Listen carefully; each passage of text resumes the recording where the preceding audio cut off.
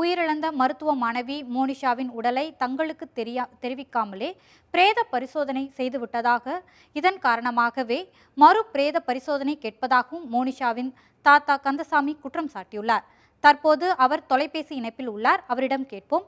ஐயா, சொல்லுங்க, மரணத்துல சந்தேகம் இருப்பதா சொல்றீங்களே, அதுக்கான காரணம் என்ன? மேடம், இவன் அங்குள்ள பிரச்சனைகளுக்கு தலைமை தாங்கி ஒரு 4-5 பேர் அடிக்கடி போய் கம்ப்ளைண்ட்ஸ்லாம் பண்ணுவாங்க கலெக்டர்கிட்ட. இங்கே உள்ள சூழ்நிலையை அந்த மருத்துவக் கல்லூரி சம்பந்தப்பட்ட பிரச்சனைகள் சம்பந்தமாக சொல்லுவாங்க.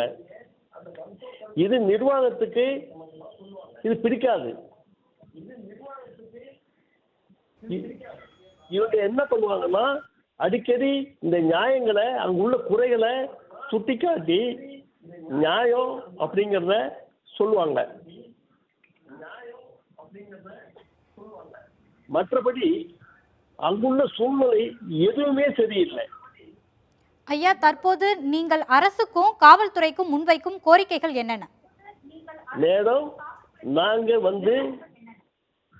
மருத்துவமனையில மருத்துவ சிகிச்சை, அதாவது போஸ்ட்மார்டம் செய்யக்கூடாது என்று பலமுறை கலெக்டரிடமும் டிஎஸ்சி அவரிடமும் எடுத்து கூறியும் எந்த விதமான தடை செய்யாமல் அவர்கள் இஷ்டத்திற்கு 3 பேரில் 2 பேரை உடனடியாக செய்தார்கள் போஸ்ட்மார்டம்.